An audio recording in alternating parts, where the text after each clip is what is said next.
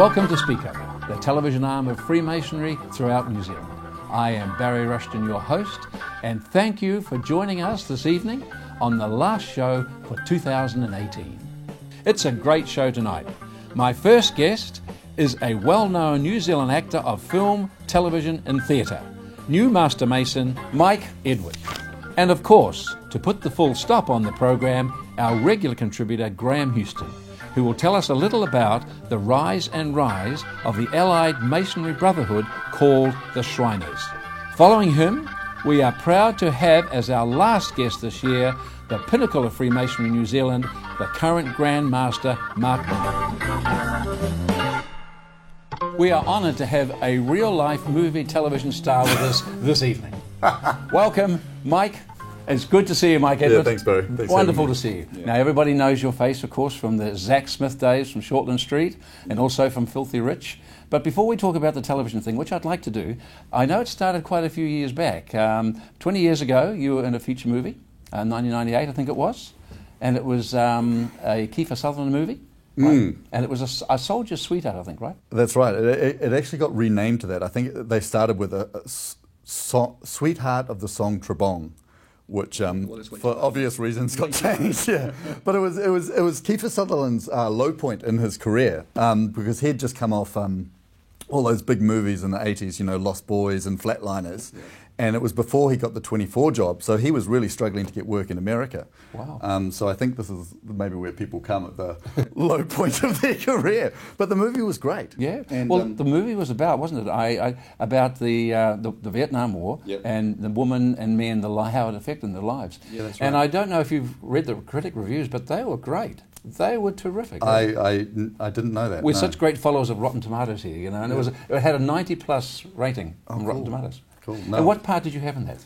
I was a greenie that went wild. So I was one of those. There were some soldiers at the time that went across to fight, and then just got so caught up in the whole war and the jungle that they actually went AWOL, and they just lived and they started sort of living on their own in the wild and sort of not necessarily even fighting anymore, but defending. And I became. That was the role that I played, and at one point I sort of got stitched up and did something, I don't know, I can't remember. Was that the one that had the big sort of stitches down here? Was that the No, that was Brokenwood. Oh, that was a beauty. Yeah. But then you went on and did a thing called Reckless Behaviour, I think it was, and that seemed to be like the first of the internet sort of, what would you call it, blackmail, wasn't it? That's right, yeah. Someone's character got changed and then she set out to find them. You know, these are so long ago, I can hardly remember. I think there was Odette Eustman was the actress in that, but yeah. And then the last one I remember is you did I Survived the Zombie Holocaust, set in Dunedin. Good Kiwi film. You know, that was incredible to do. It was part of a scheme at the time called Elevator, where the Film Commission, rather than giving $4 million to sort of one film, they'd support 4 different films. So it was a very low budget and ambitious. And I remember the filmmaker at the time, Guy Pigeon, he shot it all, but then had no money left for post-production, so spent sort of 5 years Uber driving afterwards to put it together. But to his credit, he got it out, and I thought it looked really good. Which is fantastic. Yeah. However, as you know, as I said before at the beginning, you're well known for the roles that you have in Shortland Street. Yeah. You started when you were 21, right? Yeah. 21. If we have a picture of that, I'm going to put that up, you know, because it looks great. But you ended up being probably the best villain in the whole show, right? Oh, I'm sure that's subjective, but it was, he ended up becoming a villain, Yeah, which is terrific. Yeah. Now, I know at the moment, are you destined to go back to the show? I know you left that avenue open.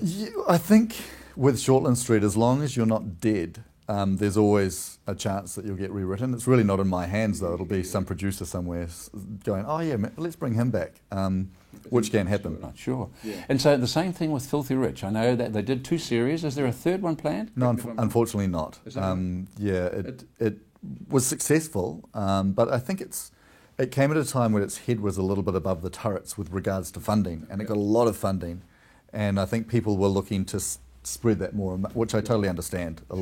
So I think they've changed the scheme now. Great. Apart from television work, of course, you've done theatre work, right? And the more recent ones have been the Pop-Up Globes. They are tremendous shows, aren't they? Yeah. You did a couple last year. Are you scheduled to this year? No, I'm not doing this year. Okay. I did talk to them, but I have a few other things on with my own company to do. But Pop-Up Globe was just amazing. It's as an actor, it really reignited the joy of just acting, because you're so present with the people and you're looking at them and smiling, laughing, and commenting on the aeroplanes and the noises you hear and what people call out. So you have to be very live, which is just joyous to play. Well, the people who have been to it know just how intimate it is, because it's just, you're right there, you know, and they're right there, you know. Which is the character in one of those Shakespeare plays did you like the most? Well, it was I got to play the ass, Bottom, the donkey in Midsummer Night's Dream, which was pretty fun. Yeah, so. I remember that Bottom sticking out there. yeah. So he's good because he takes himself so seriously and is a big clown character. So there's a great truism that says nothing ever is what it appears to be.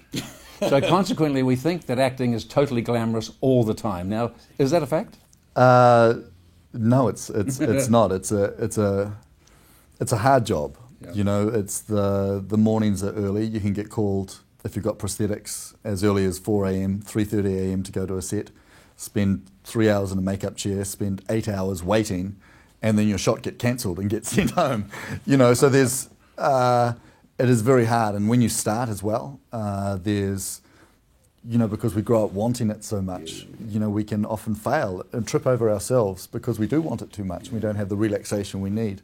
As soon as there's lots of people around and a boom pole and 30 people watching you, you can just freeze. And I remember moments early in my career where I just kind of had the terror, and it takes a long time to sort of work through that.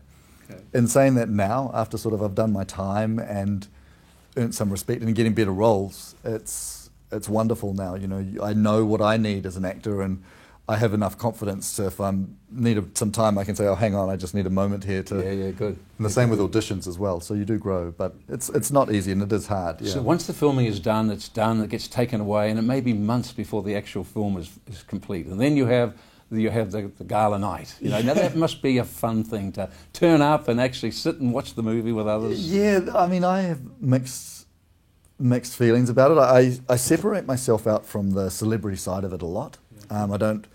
I really invest in what acting is and a character is and the journey to develop that. But once I've done that job, the glitz and the stuff around the edges, I don't necessarily engage with too much, because I feel that is very false in lots of ways. People treat you differently and maybe think you're something you're not. I mean, it's wonderful to go there and see everyone and see the finished product, but quite often it's hard because you're only critical and you're watching yourself going, oh, why did I make that choice and what am I doing with my hands, you know?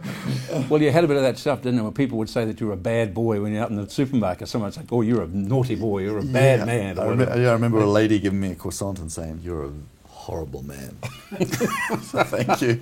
But, you know, I'd rather that than someone saying you're a bad actor. I'd rather someone believe that I was a villain than actually just think I was not very good. Well, that means, of course, that, you know, you've really got to be able to brush criticism off and develop a sort of a thick hide and not take that too much to heart, correct? Yeah, I think one of the things that I discovered about acting, which I think is beautiful, is we all live our lives and we're putting stuff on to defend ourselves. We have senses of humour, we have jobs that we say, well, I'm a this or that, and I have this costume I wear, and I think good acting, most people think acting is putting something on, but good acting, I think, is actually stripping away and being in front of someone and being vulnerable and showing your fear and your, you know, all those things, but not hiding behind it, and being very authentic to being human, and the audience then will see that and recognise that and can connect. This links back to your question by, there is no criticism if you're authentic. Like, so if you do a job and you're true to yourself, you know you've done a good job. And you're with that, then that is enough. You don't need validation, which stands true for positive people. When people say that's amazing, you go, well, you know, that's okay. Exactly. The same with music. It's not what you put in, it's what you leave out. Correct. Absolutely true. So yeah, just sitting in yourself. Mike, speaking about future roles, you know, I hear that they are auditioning for the new James Bond. I think you'd be a cracker for the role. What do you reckon? Sore shoulder and all. It's very kind of you to say, Barry. Can you send this tape to the producers? Well, mail it off tomorrow. Yeah, I think Idris Elba's got that one under control, so he can have it. I know that part of your life revolves around other things, and one thing that I'm particularly interested in is what's called the Dust Palace that you and your wife Eva have put together. Yeah. She seems a delightful lady. I've never met her, but just what I've seen on the thing, she looks great. Look, Eve Gordon she's just an absolute... I never felt lazy till I lived with her. She's extraordinary. You know, she gets up at 5 a.m., does all her emails, trains 8 hours a day like a professional athlete, and drives this company. So, yes, I'm half of the company, but really I have to give her the credit for driving that. She's just done an amazing job, and it changes lives.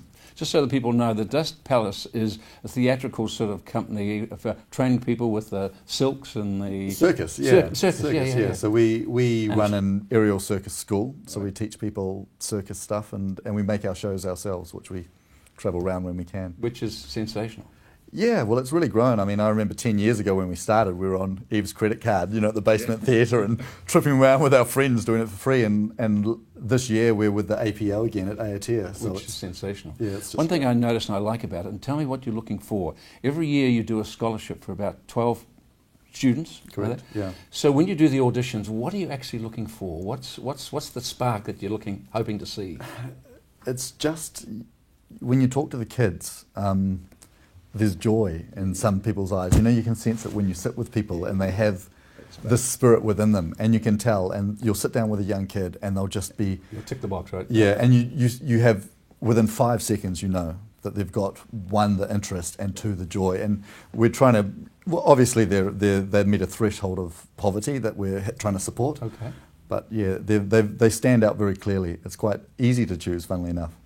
Well, it's a delightful thing that you're doing for a budding...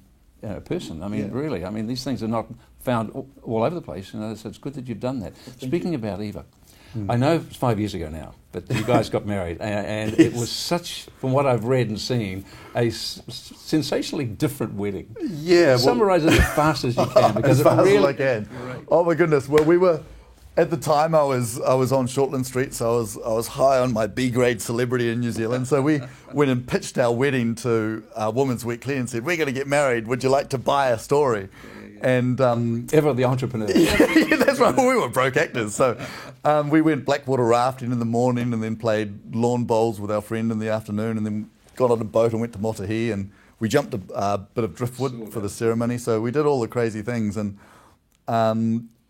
Then the Women's Weekly afterwards, they were like, "Oh, well, you didn't actually get married." And we were like, yeah, we did. We had a friend do the thing. But we ended up going into a register afterwards and doing it. So it was legit. But the thing of the photo I like the most is the reception afterwards, right? Yeah. You were in the suit, and what was Eva in? Oh, some purple or blue jumpsuit, was it? Jumpsuit, like a lycra type thing. Can you bring that up on the green screen? Oh, I could. I will. I should get that.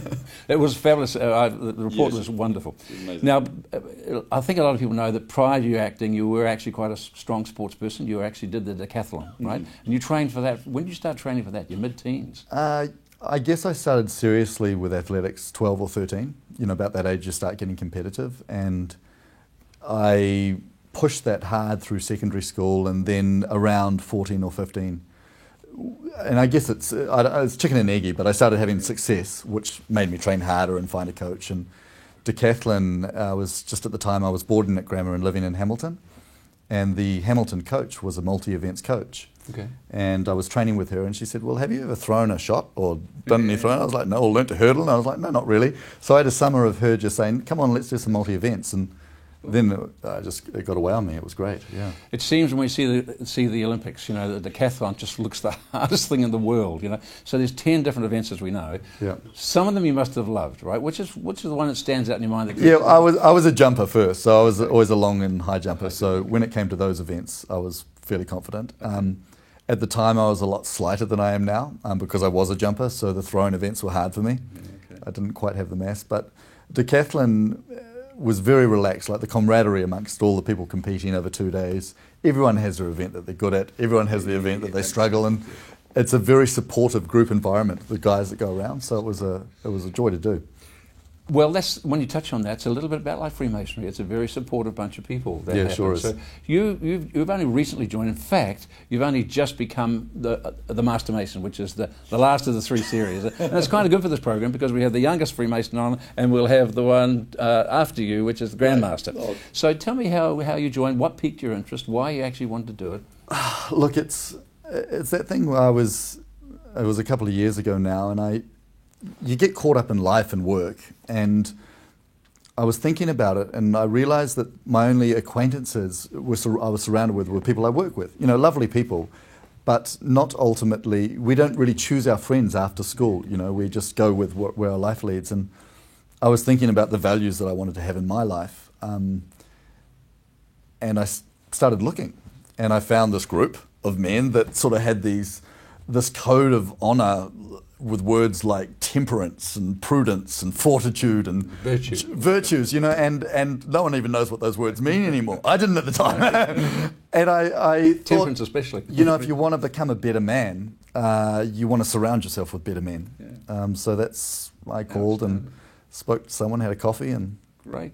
Well, I'm sure you're going to be a great asset to the Lodge and we've had a guest on one of these Speak Up programs, another actor, a guy called David Weatherly, you know, and he's got such a commanding voice. And I remember the Lodge when he became master of his Lodge. I mean, it was so great to be there because it was a performance all the time, you know. Yeah, so I imagine somewhere along the line you're going to sneak a little bit of that into this when you actually get up. And look, I think ultimately the rituals are a performance, aren't they? You know, and I guess I have been spending my life learning that. So I'd say that there are certain things that I'd love to do with it, for sure. Mike, thanks for being a great guest, and all the best with your career. All the best with the Dust Palace and everything you're doing. It looks fantastic. Cool. Thank you, Barry. Thanks for having me. Oh, it's our pleasure. Our last show for this year is our regular contributor, Graham Houston. Graham, it is good to see you. Thank you, Barry. I know you're going to talk about an organisation that has been mentioned a number of times through this series. Tell us who you're going to talk about today. We're going to talk about the Shriners. Now, one of the questions that's been asked of me frequently by a number of viewers is that who are the Shriners and what exactly do they do in their connection to Freemasonry? Many people have heard of the Shriners, but not sure exactly what they are. Well, it's probably true to say that all Masons, all Shriners are Masons, but not all Masons are Shriners. They become Shriners. Yeah. So the Shriners is like an adjunct to the Freemasonry, and it commenced back in 1872, when there was a group of Freemasons that used to meet regularly. I think at Knickerbockers, I think it was called. Second floor. Second floor, and they were a very social group, and they felt there should be more fun and more levity within the organisation. And there were two guys, one an actor and one a doctor, a guy by the name of Fleming and one by the name of Florence, decided to do something about it. And one was over in the Middle East, and he attended a very formal or a very ceremonial function based on the Arabic culture. And the costumes, the music, and everything that went with it appealed. He went back, and that's what they decided to form this organisation based around that. They formed an organisation called the Ancient Order of the Noble Shrine, and based all of their activity in their ceremonial round, and their costumes are quite elaborate, as you would imagine, coming from a bit like the Thousand Nights or something in the Arabian Tales. And their big activity is fundraising, having a lot of fun, and being very visible in the community. And I guess a little unlike the Freemasons, where a lot of our activity, our fundraising, our charitable works is under the radar. They're very, very visible. They're out in the front, aren't they? They lead parades. They have these little cars that they drive around, and they've got the Shriners Band, and most of the, many of the chapters have their own band, and so they are very, very social and active bunch of people. And what started as a very small organisation has now grown to around about 500,000 people throughout America, Canada, and Mexico. One of their big fundraising activities, and I guess the thing that they're most known for, is the Shriners Hospitals, the children's hospitals. And the first one was in Shreveport, and the purpose of that hospital was to treat all children that had spinal injuries, orthopaedic requirements, cleft palates and cleft lips, and burns and spinal injuries and burns. Yeah. And they treated children in these hospitals at no cost. It did not matter what the financial situation of the parents were, neither did it matter where they came from. And that was, given the American situation where you pay for everything, that was a huge, huge charitable function of them. And they set up an endowment fund that grew up to about $9 billion to help run these hospitals. Now, that took a bit of hammering during the global financial crisis, and the fund diminished quite substantially, and it meant that some of these treatments now are paid for, particularly if the families do have medical insurance. Well, the medical insurance is expected to pay for it as opposed to being... But they won't charge them the co-payment if they just... Whatever the insurance pays is what they'll do, which is great. I remember how big they were when I first went to America in '75 in little Spartanburg, South Carolina. There was a huge Shriners Auditorium, you know, and there's got that sort of stuff all over the place. Well, they have very interesting names for all these places. They call them temples, but they're chapters. We would know them as the chapters. And they have very interesting names. Now, you may have seen pictures of them, and they wear these fez hats. Those red cylindrical hats with the tassel on the back. Now, because the organisation took its origins from the Arabic side of the world, so too the fez hat, which the fez came from the city of Fez in Morocco. And as some have said, it looks goofy. Others have said, well, we're supposed to look goofy. We're supposed to draw attention. We're supposed to be clowns with a serious purpose. Yeah. We go to visit children in hospital, we wear the fez. We do the voluntary work, we wear the fez. People know. There's a parade. That's right. In the parade. They see the fez and they know it's a charitable organisation with a great reputation. Now, that reputation is even built to the point where there is a regular golf tournament, professional golf tournament, and the players that play on the professional golf circuit play in it in Las Vegas every year, and it's called the Shriners Hospital Charitable Golf Tournament. They have a circus, and that's been going for many years, travelling throughout America, and it's about entertainment and entertainment for children in particular. There is another big sporting event that takes place in America. It's called the East-West Shrine Game, and that's a top college football players from the Eastern and the Western divisions meet and play on an annual basis. This started many years ago as a baseball game between East and West, and now it's changed to football. And that has a very, very big profile and is a very big event on the American college football. Now, if you follow American sport, the college basketball, college football is as big as the professional era. And so this attracts very big names as well. So the Shriners raise an awful lot of money for charity, and particularly the Children's Hospital. And most of that money goes back into the hospitals. And there are 22 of these hospitals now spread throughout America, and as I said earlier, Canada and Mexico as well. So the Shriners is the fun part, if you like. They have a lot of community activity, and the community see them there. But most importantly, they are trusted. They are trusted. And it has been said that if you are wearing the fez, people will give. People know that when they give money, it goes to where it's supposed to go. Right. And that's the effect of the Shriners. We don't have anything in New Zealand like this at all. Our Freemasonry in New Zealand is fairly sort of, British-based and so on.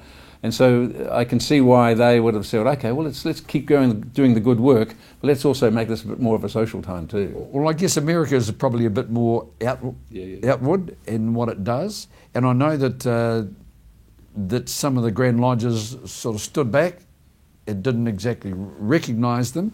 And if my understanding is correct, I think even the Grand Lodge of England still don't officially recognise that they exist. Probably can't, right? No, they probably can't. They've got their own agenda. They've got what they're doing, and very good. Keep it up, you guys. But we'll let you go ahead. And so now that you've got, as I said earlier, 500,000 people involved in the Shriner movement. Now there's a movement for the women as well, and the females, and their requirement is that they are married to a Shriner, have a father, a brother, cousin, uncle. They've got to have some connection to be there, like that. 18. Over 18, and of course, if they have been a patient of the Shriners Hospital during their life, that also qualifies them to become part of the Shriners organisation. So, like the Masonic Lodge, where there's the Order of the Eastern Star, there are orders for the female side of the fraternity in the Shriners. Remember back when we were kids, we watched that television show with Flintstones, and they had those Moose, what was it, Moose Lodge or something, wasn't it? Moose Lodge. They were the Order of the Buffaloes, which Order is of different Buffaloes. from the Freemasons. Oh, so that exists? Yeah, well, the Buffaloes existed for many years, and this is like the Order of the Odd Fellows, and there's different ones round. And that's right, their head of the guy was the Grand Elk. I think he was the head of the organisation. And it was a throw-off at the Freemason fraternity and the lodges round there too. But it was always done in quite a respectful way, and I think, again, Freemasonry and certainly the Shriners are very much respected in the United States. Graham, a great way to end the season. Thank you, mate, for that. It's really good. We've cleared that up a little bit, I'm sure. People they want to find further information, they'll go and check them out as well. Well, I'll check them out. The unfortunate thing, there is no chapter in New Zealand that you can belong to if you want to be a Shriner. So you'll have to do that through the United States. Graham, we'll see you next year, my friend. Have a great summer and a great holiday. Thank you, Barry. See you, and Merry Christmas to all of you, and thank you for your time. My second guest this evening, and the last one for 2018, is the Grand Master of the New Zealand Constitution, Mark Winger. Grand Master, nice seeing you. Greetings. Thank you for coming tonight. I know that the pressures on your time have been immense, and so for you to share a bit of time with us tonight is really appreciated. Thank you. Delighted to be here. What I wanted to do is to ask a number of questions, if you get your opinion on certain things, and obviously towards the end of the program, perhaps you can give us a bit of an idea what you've got in store for us in 2019. Now, as you know, you've been following our program, we know that for sure, but our program's called Speak Up in honour of the campaign that you started. Tell me, how did the idea for Speak Up campaign begin? In the course of 2016, in preparation for the grand installation, I was in dialogue with Noel Ryan, a member of my lodge, and we were discussing opportunities to promote Freemasonry in a positive way. And through those discussions, Noel and I came up with this concept of Speak Up for Freemasonry, and using a trumpet recognised within Freemasonry to bugle the good news about Freemasonry. So it was really a joint effort through Noel Ryan and myself. We came up with the Speak Up concept. We then, to launch this, we used the grand installation itself. As Grand Master, I have an opportunity to speak to the brethren about what my ideals and aspirations are for my term in office. And in that, I launched the Speak Up for Freemasonry campaign. That was a very great opportunity to do such, I would think, because I know sometimes in a lot of organisations you can run up against a bit of resistance on something that might be a little bit new, and I'm sure that if you sort of jumped in first, it sort of worked out well, as it has done. Well, yes, I'm not a great one for setting up committees and having a committee to discuss with a committee what the committee should be doing. So this concept was Noel and I working together, coming up with the idea, working out the details as to how it would be communicated to the lodges, and then the launch was actually quite simple to achieve. You know, in the past, of course, members of the public or people have thought there's been a bit of a secrecy amongst Freemasons. Where do you think that really came from? I think it's arisen by default over many years, where Freemasons are told to keep to themselves their Masonic activities. They are taught to be humble. They're taught to be compassionate. So it's natural that Freemasons will go out and help those in need, but we won't talk about it. We won't tell people what we're doing because we're humble. And from that, I think it's grown over the years that we simply don't talk anything about Freemasonry, which was, to my way of thinking, quite wrong. And so consequently, the people then are left to make up their own opinion, haven't they? Which is often so wrong. Well, that's right. And what the public often do is they create their urban myths. And when we don't respond and don't say what the actual facts are, then the urban myths take on a life of their own. So what you're saying is very similar to what's happening today about this fake news, isn't it? Spread into politics, it's everywhere, that if you don't say what you're about, other people will make it up for you. Yes, it's a great opportunity for Freemasons to talk proudly about the wonderful organisation that they belong to. Indeed so. Now, speaking about that, you're 2 years into your 3-year term. and it's been successful. How you're going to top it for the next year? How are you going to make next year even more successful than the ones we've done so far? Yes, I've got a year to go, and I've got a number of initiatives that I'm keen to build on for 2019. 2019, of course, the primary role is to select our new officers, the new leaders in Freemasonry. We select them, a robust selection process so we get the best people for the job. We then train them and prepare them for their job in office. However, while we're changing or preparing for the change in administration, I still have got a number of projects that I'm keen to promote. First, we've got our strategic plan. It's a 5-year plan that we'll be launching in the first quarter of 2019, and that will be for discussion with the lodges, and I'm keen to get that put to bed as soon as possible.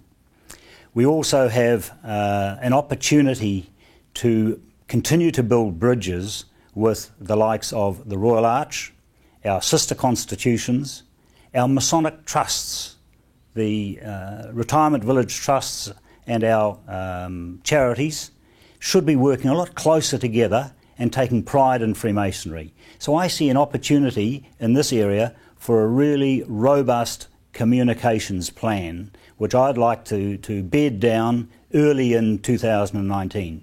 We're working on it at the moment. We're using external advisors to give us some guidance, and I'm keen to have a communications plan which will be nationwide across Freemasonry. Fantastic. Sounds excellent. You touched on leaders before, and I remember reading something from Colin Powell. He was a 4-star general, and I think he was an American political person. And he said, when the soldiers stop bringing you their problems, that's the day you stop leading them. So what are your divisional, the 3 divisional Grand Masters, what problems are they bringing to you at the moment? Right. I don't see them as problems. I see them as opportunities. Good. So at the moment I've got 3 divisional Grand Masters for the North, the Central and the Southern divisions, and I think they are doing an excellent job. They are, if you like, my first line management team. They manage the lodges and the brethren in their divisions. So a lot of the issues that arise go straight to them, and they handle them, they resolve them. Where there's an issue which is a nationwide issue that needs my involvement, they'll bring whatever the issue might be to my desk. But as I said, it's an opportunity. It's not a problem, it's an opportunity, and I'm very much a solution-driven person. Okay. So for the last 2 years, we've made some great progress, and not necessarily each division having the same issues or having the same solutions, but working together in the interests of Freemasonry. That's great. You see, because your image, of course, is the shepherd over the flock, so to speak. So in your opinion, what does a successful lodge look like? Successful lodge, in my view, would have a lodge plan. Part of its plan would be identifying what it is about the lodge that gives its unique community of interest. Why would brethren join that lodge as opposed to another lodge? In some cases, it might be the only lodge in a town, and that's the community of interest. Other lodges have a community of interest which might focus on music, the arts. Other lodges have a focus on the armed forces. But for me, if a lodge has got a plan, if it's got a community of interest, and the two work hand in hand, then you will see that that lodge attracts new candidates. The candidates that they attract are interested, are involved in the lodge, they commit to the lodge, and they become long-term members of that lodge. So that to me is a successful lodge. Added to that, of course, then, I guess it might be easy possibly to see what do you think is the biggest vulnerability of Freemasonry today? I think the largest issue that we have facing us is one of a reluctance to speak up, a shyness. I look at some of the lodges around the country as I visit, and I see some great Freemasons around the countryside. There are some wonderful men who are Freemasons. To try and get them to talk about their lodge and to talk about Freemasonry in their town is a real challenge. However, you ask their wives, you ask the ladies of the lodge, and they will put into words what the men are feeling, but what the men can't say. So for a new candidate interested in Freemasonry, he will talk to the man. Tell me what you do at your lodge. Why should I join your lodge? And what will I get from your lodge? Now, if the man can't communicate that, if he can't speak up about his lodge in a meaningful way that says to the candidate in plain English, this is why you should join Freemasonry and this is why you will enjoy it, then we have a real challenge. You see, then of course that's really the master of the lodge's job, is to actually have a pulse, have a feel about what's going on in the lodge and make it easy for the brethren to actually speak up. That's part of his jobs. Tell me, as Grand Master, what do you think the biggest challenges is that you have faced? I think for me personally, the biggest challenge I've had is one of adjusting to being the Grand Master. When you act as Grand Master, you have to forever be thinking at the back of your mind, you are representing the office of the Grand Master. It is not Mark Winger, the individual. It is not me preferring to do something because it's more convenient. You've got to always bear in the back of your mind, you are representing the office of Grand Master. And I use the example when I was in Australia at one of the grand installations in Australia. The Grand Master read a lesson in the cathedral in the capital city. And he did so not wearing a jacket, not wearing a tie, but appearing as an individual to read the lesson. Quite casual. Quite casual. And to me, I didn't see that was doing the office and giving it the dignity that it required. So, as it transpires, when the Grand Masters meet in Australia, we always spend 2 or 3 hours in a little conference having an update on matters affecting Freemasonry. And I raised the question to see whether my other Grand Masters thought that there was an issue there. And sure enough, unanimous that the office of Grand Master is one of the highest dignity, and therefore when you are fulfilling that role you must act with the dignity and the decorum that it requires. So for me, my natural instinct is to be friendly, casual and formal. One of the blokes. Yeah. And for example, I'm Auckland based, so I live in Auckland, and for the last 2 years my ability to casually pop along to a lodge has been curtailed. Because when I visit a lodge in Auckland, even though I'm still Mark Winger, the machinery has to set up, doesn't it? Exactly, and so it is the Grand Master who is visiting, and it's the Grand Master, and it's the Grand Master. And so when I do visit, it's with the knowledge of the District Grand Master, and I will usually have my team with me, my escort and so forth, and it's an exercise. And again, the office of Grand Master demands that level of propriety, and it demands that the brethren pay the office due respect. Once I'm a past Grand Master, hopefully normality will return. But in the meantime, that's one of my real challenges, to curb the enthusiasm to be one of the boys and instead focus on the office of Grand Master. I thank you, Mark. Yes, that does make a great deal of sense. So I guess we can be looking for Freemasons 1 and the Beast to come shortly, the big armoured vehicle and the aeroplane, they're being ordered. Well, look, I need a plane. And anyone called Winger should have a plane, I think. I'm with you. Yeah, but I don't think the Board of General Purposes will go quite that far. No, exactly. Mark, I think a lot of brethren would have always thought, now how does the Grand Master get picked, And so we're not going to ask you that question, but I would like you to go back 3 years when obviously your name came up or you were being interviewed or whatever, and they said, the job's on, whatever. What was the final thing or the final fact that you said, yes, I'm going to take it. I'm going to accept the role of Grand Master. What were you thinking? I think you make that decision before you put your name in the ring. So before I agreed to have my name go in as an applicant, you go through and say, well, why are you doing this? And if you're doing it for your own self-glory, well, don't waste your time.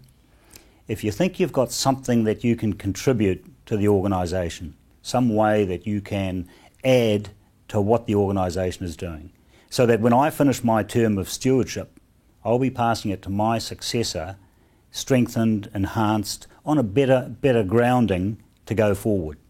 Now, if you can answer those questions honestly before you put the application in, then the decision's easy, I guess. See, added to that, of course, as I mentioned at the beginning of the interview, that the time constraints on you are immense.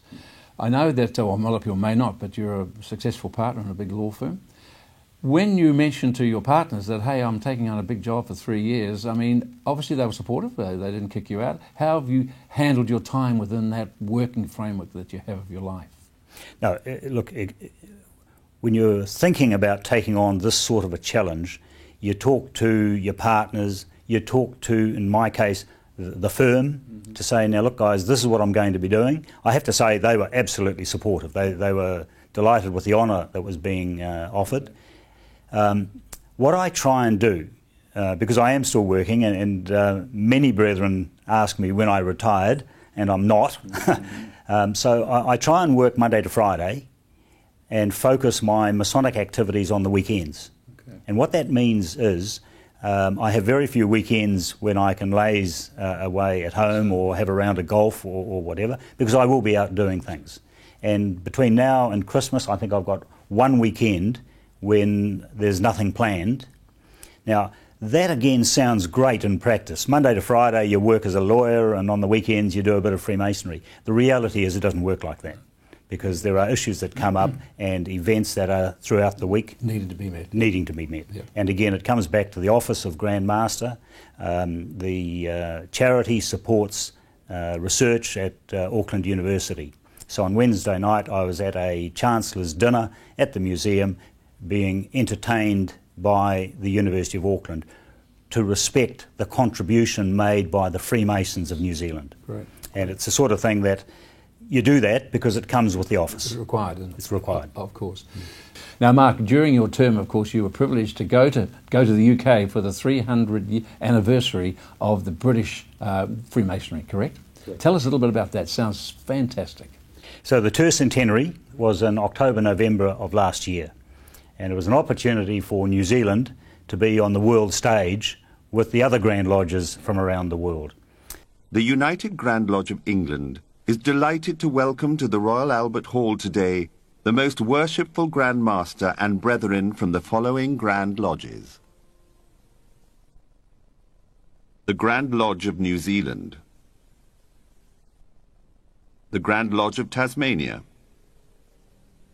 the Grand Lodge of South Australia and Northern Territory, the Grand Lodge of Western Australia, the United Grand Lodge of New South Wales, the Grand Lodge of the Philippines, the Grand Lodge of India, the Grand Lodge of Russia,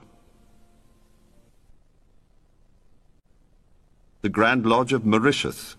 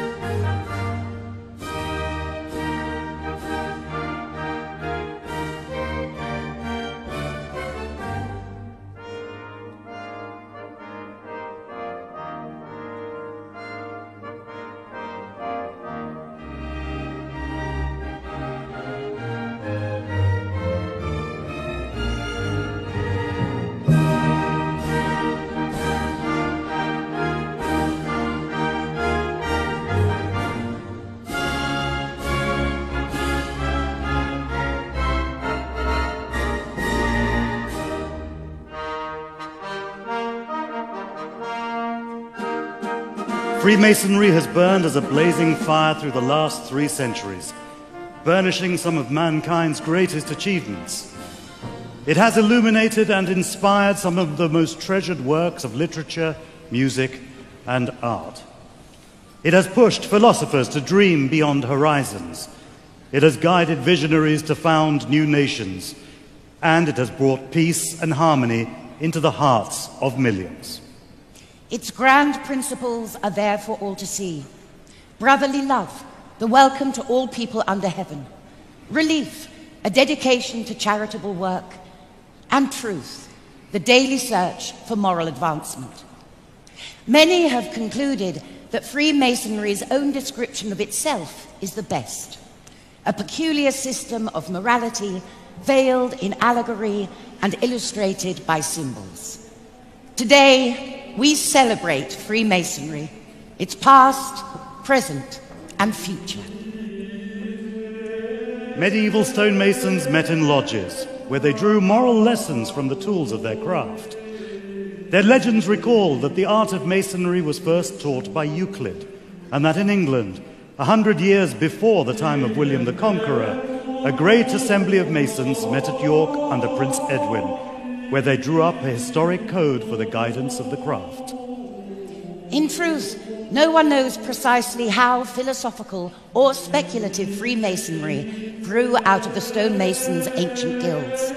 But by the time of William Shakespeare, gentlemen, and not just working stonemasons, were meeting regularly in masons' lodges to practice the craft. In the early 1600s, Sir Robert Moray, the driving force behind the Royal Society, was initiated into Freemasonry at Newcastle upon Tyne. Soon after, Elias Ashmole, famous as founder of the Great Ashmolean Museum, was initiated into Freemasonry at Warrington.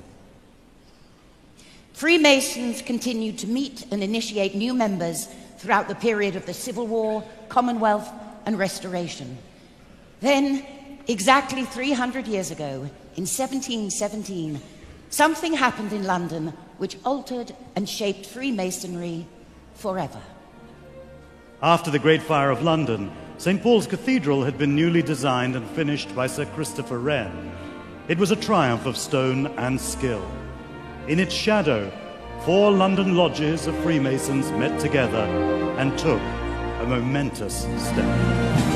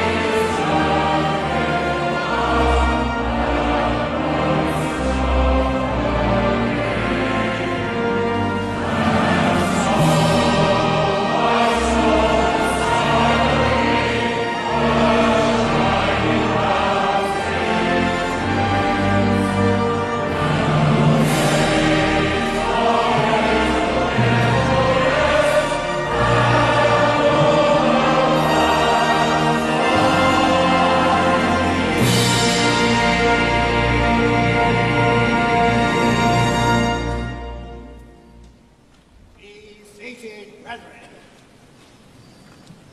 I call upon the Deputy Grand Master.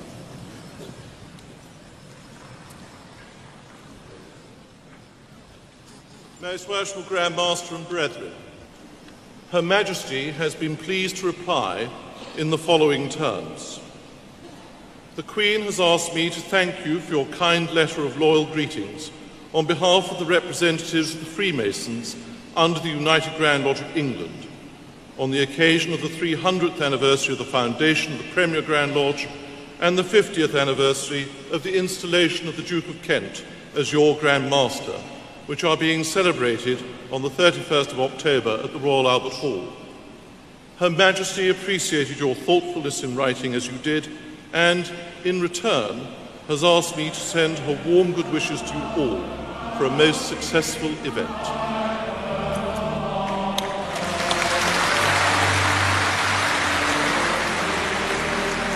We attended the main celebrations at the Royal Albert Hall. Huge, packed with Freemasons from around the world, all in their regalia. Wow. It looked stunning. And then the stage show and the orchestra that the United Grand Lodge of England had put their time and effort in and resources into producing was just stunning. World class, wasn't it? Just wonderful. And you know, to be fair, the English are excellent when it comes to pomp and the ceremonial. So that was in Royal Albert Hall. We were then bussed to the Battersby Evolution, where 2,500 of us sat down for a catered meal, and the meal was one of the best meals I've had in my lifetime. It was stunning, absolutely stunning. So the whole affair in England was top class. And so you travel also to Ireland and Scotland, correct? Yes, while I was there, it's not often that the Grand Master from New Zealand heads up to the UK, and it was an opportunity to cement fraternal relations with the English, the Irish and the Scottish.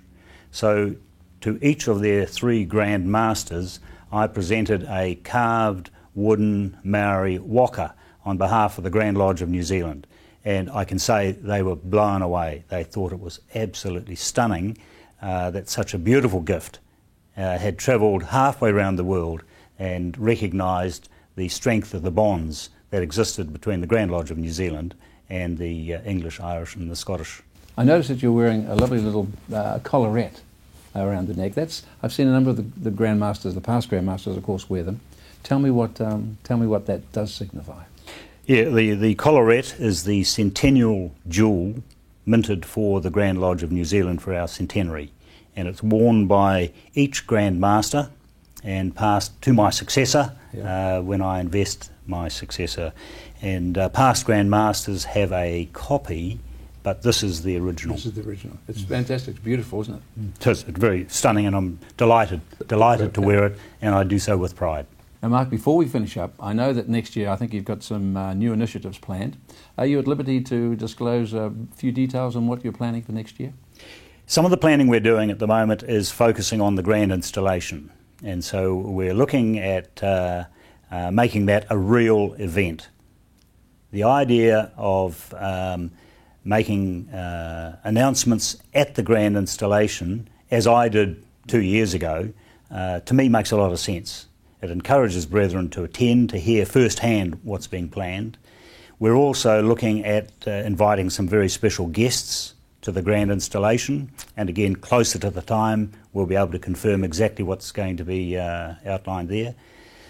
We are talking to the Milligan Institute in Wellington, and it's an opportunity for the Freemasons of New Zealand to be involved in some exciting new research which is going to impact on the man in the street. Right. And I'm due to make an announcement on that in the next week or so, and it'll be distributed to the brethren this year, but it will be an event which will work throughout next year as well. So we'll be looking forward to supporting Milligan in their research. As well as that, there is the building of the bridges with our sister constitutions. We had a meeting a month ago where we spoke about Freemasonry in 2040. Wow. Not now, not tomorrow, 5 years, not 5 years out, but 2040. And the sister constitutions were delighted that we'd had that meeting, opportunity to sit down and talk Freemasonry. And there were some great ideas that came out of that. But the main thing was we're all sitting down together in the same room talking about our beloved Freemasonry, because to the public, we're all one. They don't understand all these constitutions. Of course. And so having that meeting was advantageous. The outcome is that we want to repeat that again in 6 months' time. And a couple of months ago, I had a meeting with the Masonic retirement trusts, principally around in the Central Division, but also an opportunity to say, now, how can we work closer with those retirement trusts? They call themselves Masonic, so they're our shopfront. How can we use them to speak up about Freemasonry? They're delighted that somebody's taking an interest in them, and I think we can work closer with that. We talk to our charities. We have a number of large Masonic charities, and I'm keen to see how we can get them working together, not to replicate what they do, but to cooperate and collaborate in their activities.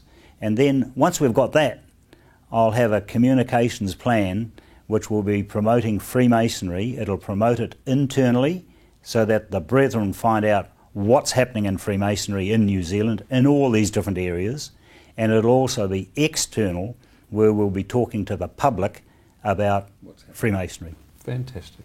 And I hope in the plan for next year that your initiative for this Speak Up television program is going to feature high.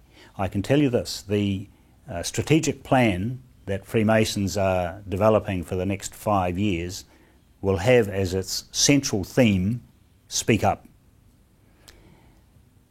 The role that this TV program could play in that program, in the communications plan, is yet to be decided, but we'd like to talk to you, Barry, about the opportunities to extend this through a further series next year. Now, whether that means, I know you're focused on the Northern Division and there's resource reasons for that, but if we could extend it and get brethren from Wellington, from Christchurch, from other areas who have got some wonderful stories to tell about Freemasonry. Absolutely. If we can get them involved and part of your series, that will be wonderful for Freemasonry. Well, thank you for that, and that's a wonderful endorsement. And of course, I know you know this, that it has always been our intention to be nationwide. And as you mentioned before, it was more logistics and finances. But the start has been made, and we've been pleased with it, and it's been great. Mark, thank you for having the time on the show with us. We really, really appreciate it. And from behalf of the Speak Up TV show, we wish you, of course, the greatest Christmas and a fantastic New Year. And we hope that you'll, at some stage next year, if the show continues, that you'll come back again when these other things are set in stone. And we'd be delighted to have you on again. Thank you very much. Merry Christmas to you. Same to you and your family. Well, that's our last program for this year. On behalf of all involved with the show, we thank you for your support. In particular, we would like to thank the Northern Division of Freemasons New Zealand, the North Shore Masonic Centre, and our good friends Peter Wilson, Peter Goodwin and Craig Louvre for contributing financially to bring these programs to you. We truly appreciate and thank them for their support and their commitment. Remember, anything you'd like to know about Freemasonry, please go to the website freemasonsnz.org or call the number on the screen. So, on behalf of all of us here, have a great Christmas with your family and look for us again sometime next year. Merry Christmas and Happy New Year, everyone.